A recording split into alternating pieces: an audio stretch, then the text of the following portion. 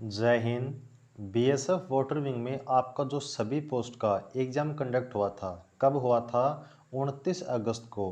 तो 29 अगस्त को आपके सभी पोस्ट का जो एग्ज़ाम हुआ था उसके रिटन एग्ज़ाम का रिजल्ट जारी हो चुका है। तो अब आप रिटन एग्ज़ाम में जो कट ऑफ रही है वो किस कैटेगरी की, किस पोस्ट की कितनी रही है। अब आगामी पोस्ट के आपके जितनी भी प्रोसेस होने वाली है, जैसे कि फिजिकल, ट्रेड टेस्ट, मेडिकल, जो भी प्रोसेस आपकी होने वाली है वो बिल्कुल पॉइंट वाइज हम डिस्कस करने वाले हैं, और वो भी बिल्कुल आपके ऑफिशियल नोटिफिकेशन के साथ। तो चलिएगा, आपको जो ऑफिशियल नोटिफिकेशन है वो आपको दिखाते हैं, और जो भी आपके अपडेट दी गई है वो सब आपको डिटेल में हम बताते हैं।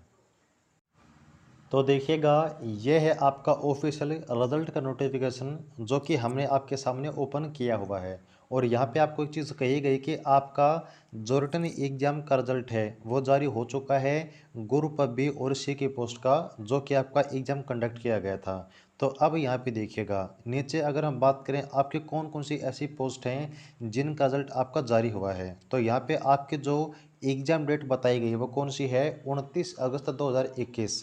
यानी कि 29 अगस्त को आपका जो एग्ज़ाम हुआ था उसका रिजल्ट यहाँ पर जारी हुआ है। तो कौन कौन सी पोस्ट के लिए देखिएगा, आपकी जो पोस्ट रही है, जो कैटेगरी आपकी कट ऑफ रही है वो देखिए किसकी कितनी रही है। तो अगर बात करें एसआई मास्टर की कट ऑफ आपके जर्नल के 35 रही है। इसके अलावा किसी भी कैटेगरी की यहाँ पर कोई कट ऑफ नहीं बनी है। अब यहाँ पे आपको दो वर्ड दिए गए हैं, एक आपका NA, जिसका मतलब होता है नॉन अवेलेबिलिटी। क्या मतलब होता है? Non availability of a candidate, यानी कि वहाँ पर कैंडिडेट ही नहीं बने हैं जो आपके कट ऑफ को क्वालिफाई कर पाए। इसके अलावा आपका सेकंड वर्ड है NV। NV का मतलब होता है नो वैकेंसी। क्या मतलब होता है? नो वैकेंसी की यहाँ पर कोई आपकी वैकेंसी ही नहीं थी। तो NA जहाँ पर लिखा हुआ मिलेगा उसका मतलब ये है कि आपके ऐसे कैंडिडेट हैं जो आपके एक मिनिमम क्राइटेरिया होता है एग्जाम में वो पास नहीं कर पाए थे, तो इस कारण आपके कैंडिडेट नहीं बन पाए।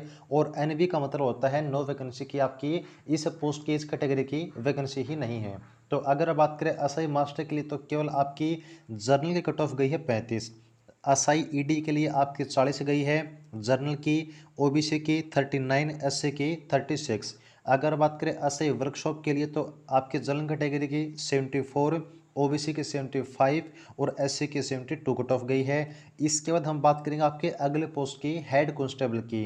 तो हेड कांस्टेबल मास्टर के लिए आपकी कट ऑफ गई जनरल की 36। कितने है? 36। AWS के लिए कोई कट ऑफ नहीं है। ओबीसी के लिए 40 और एससी के लिए 33। देन आपकी अगली पोस्ट है हेड कांस्टेबल ईडी की। इसकी कितनी कट ऑफ गई है? जनरल के 37। AWS की कोई कट ऑफ यहाँ पर नहीं बनी है। ओबीसी के लिए कितनी बनी है? ओबीसी के लिए आपके 39, एससी के लिए 33 और आपकी एसटी के लिए 42।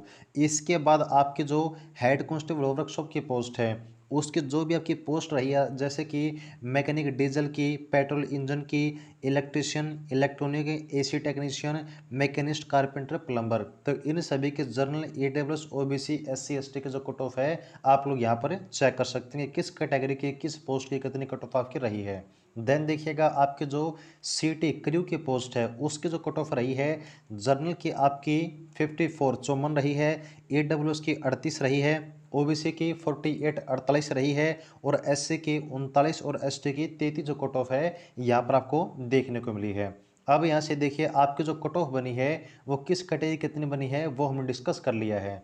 अब आगे आपकी जो प्रोसेस होगी वो कौन कौन सी होगी, ध्यान से सुन लीजिए।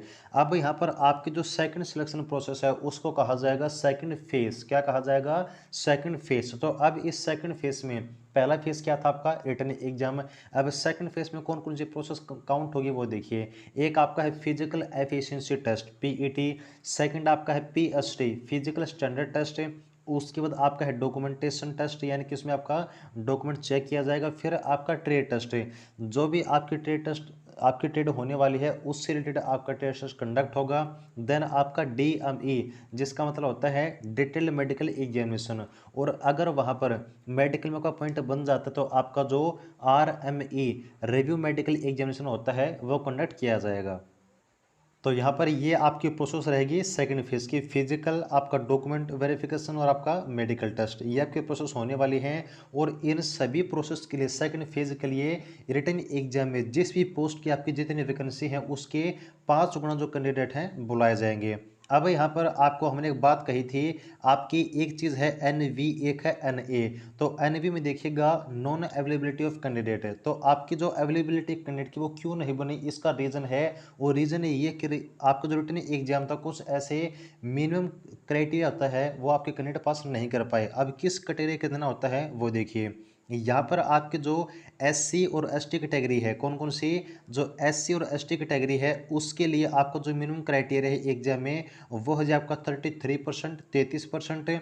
जर्नल और ओबीसी के लिए कितना है, जर्नल, ओबीसी और ईडब्ल्यूएस के लिए आपका 35% है। तो आपके जो मिनिमम क्राइटेरिया है एससी एसटी के लिए 33%, जर्नल, ओबीसी और ईडब्ल्यूएस के लिए 35% है। तो आपका इतना क्राइटेरिया जो कैंडिडेट आपके पास नहीं कर पाए उनको कट ऑफ में काउंट नहीं किया गया है। इसके अलावा अगर आप अपनी जो आंसर की है वो चेक करना चाहते हैं तो यहाँ पर आप अपना सबसे पहले यह बताते हैं कि आप अपना रिजल्ट किस प्रकार से चेक करेंगे। तो आपका जो रिजल्ट है वो यहाँ पर आप लोग देख सकते हैं, जो आपका रोल नंबर है ना उस रोल नंबर के अकॉर्डिंग आप रिजल्ट यहाँ पर दिया गया है। जैसे कि यहाँ पर आप एसआई मास्टर का देख सकते हैं, एसआई इंजन ड्राइवर का, उसके बाद जितनी भी पोस्ट आपकी हैं और जितनी भी कैटेगरी हैं उन सभी कैटेगरी वाइज और आपकी पोस्ट वाइज आप अपने रोल नंबर के अकॉर्डिंग जो रिजल्ट यहाँ पर चेक कर सकते हैं। ठीक है जी। इसके अलावा अगर आप अपना जो आंसर की है वो चेक करना चाहते हैं तो वो भी आप लोग चेक कर सकते हैं। यहाँ पर आपके जो आंसर की डिटेल है वो दी गई है कि आपके ए सीरीज, बी सीरीज, सी और डी की आपकी जो सीरीज रही है रिटन एग्जाम में उसके जो आंसर की है वो यहाँ पर आपके अपलोड कर दी गई है। तो यहाँ से आप अपनी जो आंसर की है वो चेक कर सकते हैं। इसके अलावा आपके जो अदर है, जो अदर पोस्ट रही हैं उनके भी आंसर की आप लोग यहाँ पर चेक कर सकते हैं। जैसा कि आपको पता कि आपका जो एग्जाम है वो टोटल कितने नंबर का हुआ है, 100 नंबर का आपका एग्जाम हुआ। तो आपके जो 100 नंबर की कट ऑफ है, 100 क्वेश्चन है, उसके आपके जो आंसर की है आप लोग यहाँ पर चेक कर सकते हैं। तो देखिए ये कुछ आपकी डिटेल है आपके एग्जाम के बारे में, आपके रिजल्ट के बारे में और आपके आंसर के बारे में जो कि आपकी बीएसएफ की तरफ से जारी हुई है। तो यहाँ पर जिस भी कैंडिडेट का आपका रिटन एग्जाम क्वालिफाई हुआ है, जिस भी पोस्ट का, उन सभी को हमारी तरफ से बहुत बहुत शुभकामनाएं। और आपका अगर एग्जाम क्वालिफाई हो चुका है तो आगामी जो भी आपकी प्रोसेस है जैसे कि फिजिकल की, ट्रेड टेस्ट की, मेडिकल की, तो उन सभी के लिए आपको जॉब कॉल लेटर मिल जाएगा। इसके बारे में आपको चिंतित नहीं होना है। तो उम्मीद करते जानकारी अच्छी लगी होगी। अगर आपको कोई डाउट बचता है तो आप लोग कमेंट सेक्शन में पूछ सकते हैं, आपकी पूरी हेल्प की जाएगी। तो जुड़े रहिएगा आगे की अपडेट के लिए। Thanks for keep supporting. जय हिंद।